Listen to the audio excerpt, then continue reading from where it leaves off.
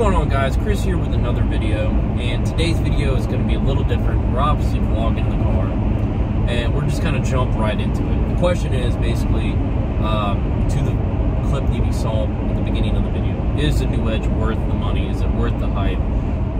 Is it basically worth still owning, in 2023, is it still worth owning a new Edge Mustang? Because I almost feel like I'll even throw the 94 to 04 years in, so the SN95 platform itself.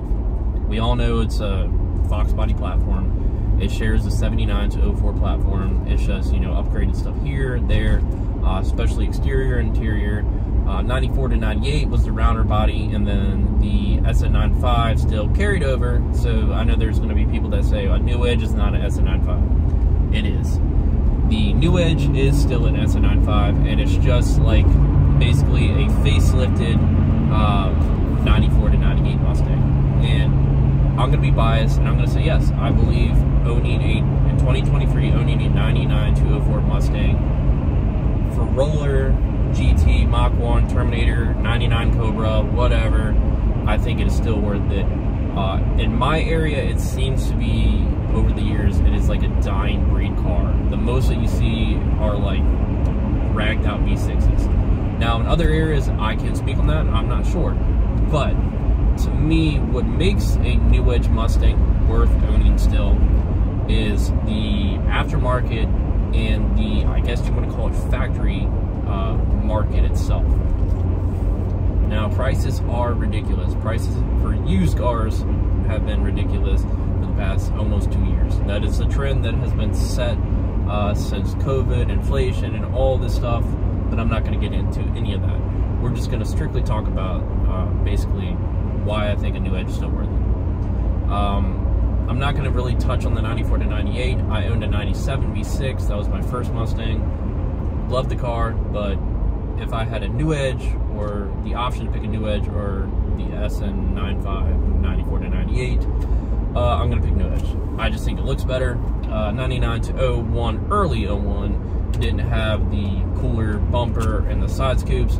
Of course, after 01, late 01 to 04, they carried the side scoops, so they changed, and then the bumper that had the cutouts for the regular exhaust for a 2-valve, instead of having the V6, which was basically a GT bumper carryover from 99 to 04 for the V6 Mustang. The sound, they sound great. I mean, you can stick a set of Flowmasters, MagnaFlow, Borla, SLP. You have a variety of parts, and they're usually cheap too, which is a great reason that I would definitely, you know, if you're young and you want to get into the Mustang game and basically all you can afford is maybe a new Edge or something, I would definitely invest in the one, especially a manual if you can still find one. You can always find the transmission's cheap, clutch parts are cheap. Just like I said, every aftermarket world is basically cheap. The only downside is it is a much older car. The interior is going to rattle. It's not a super high horsepower car unless you maybe get a, you know, a 9901 Cobra, which was low in the horsepower anyways. I believe people sued Ford for that. That's why they stopped making it after 01. Of course, they have an 02 version in Australia or something like that.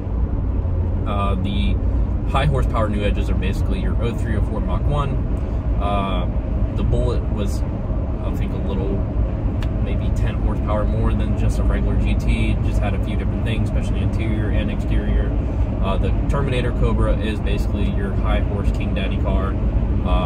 And the best thing about it was a 6-speed that introduced a T56 transmission. Now, the T56, of course, carries into the Corvette, the Viper, and so on and so forth, but it is one of the best transmissions to get a hold of if you're doing a, you know, a build, a Coyote swap like I'm doing.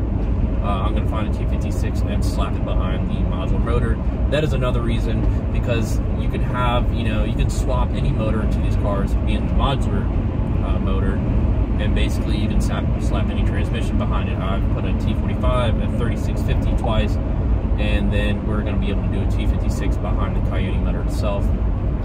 These cars, as mine says, is a rolling chassis right now currently.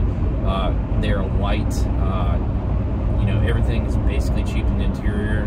You can always go find stuff on eBay, junkyard, replace it easily. CJ Pony Parts, LMR, American Muscle, and they have tons of websites that carry all, 99, 204 New Edge factory parts and aftermarket parts.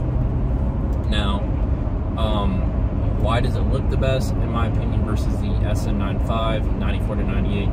Don't get me wrong, the 94 to 98 do look good, but I believe they only look the best when you basically, you do the same thing as the New Edge. You combine Cobra parts, put Cobra Terminator this, or maybe Mach 1 or bullet side skirts, the Mach 1 sail panels, and stuff like that, and it basically turns the New Edge to like the King Daddy, God car, because it's combined with every little thing. So it's basically a mud. I believe that's only works the best for the 94 to 98.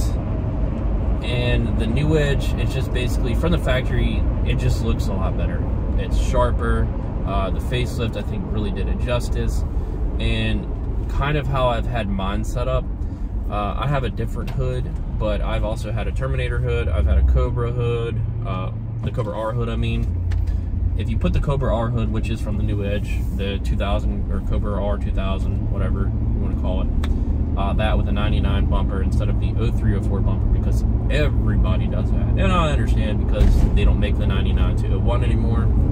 To find one, you're going to basically pay a lot of money. I got lucky finding mine, and it's already silver, so it doesn't need any work really whatsoever. Just it's got to be repainted, obviously. The plastic tabs are still there. The amber taillights, the famous 99 to 01 amber taillights, I don't really care for them, but those sell for a ridiculous price too. So if you're looking to get into the game and you can get some of these parts and want to make money off it, Sony will definitely buy this stuff. It's ridiculous to say, and you'll see a comment thread on Marketplace or whatever where people are just basically shitting on this person selling it, but somebody's going to pay it because they really want it. I've had it happen with the bumper that I sold. I didn't sell it for a ridiculous price, but it was still damaged from hitting a deer, and somebody still paid at least, $400 or $500 for it. And they said that they could fix it, so more power to them. And they drove like 4 hours to get it. But that's basically just covering the looks, mods, basically, in my opinion, why you should still own it. Now, 2023, like I said, in my area, you really don't see that many clean New Edges. Is it a dying car? In my area, like I said, I can say yes, in my opinion. For other areas, I really can't say yes or no. But to me, just because I grew up in the era of, basically, going to the store, seeing a Motor Trend magazine or whatever magazine it was, and I saw a Cobra R as a kid, and I was like, oh, I want that car because that car looks so cool. It's like, somebody growing up, I guess, in the muscle car era, or a young kid growing up and seeing a Coyote car and hearing it. The sounds like that a stock 2-valve or 4-valve makes, especially with a Bassani X-Pipe or Magnaflow catback or Orla, because I have Orla. It just sounds amazing to me. Flowmasters probably sound best on a 2-valve. You can I myself can always tell when a 2-valve is like just coming, basically.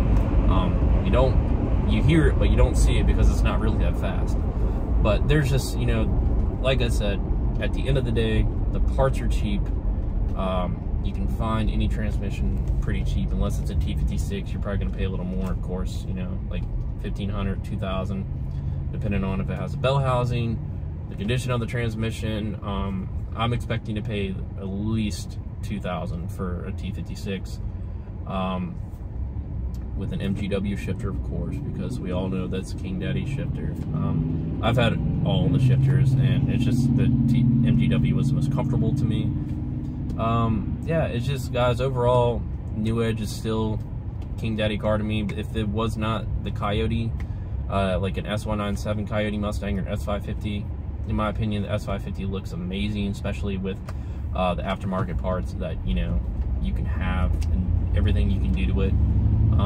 That's what I would be driving, but I just still hold dear to my heart my New Edge after everything that has gone from good to bad with it and everything happening. I still hold on to it to do another Coyote swap, and of course that's what we're working on. But things take time, obviously. But if you're in the market for a New Edge or just any Mustang and you only have a budget, I would definitely try to get a Mustang GT. But if you have a little more money, I've seen Mach 1s go for a good price. And you can always find a pretty decently unmolested Mach 1 that is still in good condition. The Mach 1s look great in my opinion. Of course they look better than a GT. In some cases they look a little better than the Terminator, but of course the Terminator is the best overall. And if you have the money to swing a Terminator, more power to you. I wouldn't daily drive a Terminator, but a Mach 1, a GT, those are just, would be a fun basically, I guess, muscle car to learn on. Again, it's not going to be fast, but it's definitely going to turn some heads, and it's going to sound great. But that's just basically covering my opinion. Is a New Edge still worth it? I hope those reasons entice you to go buy one if you're in the market for buying one, or I hope you may agree with them. And if you don't, I guess leave a comment below. And that's going to do it for this video, guys.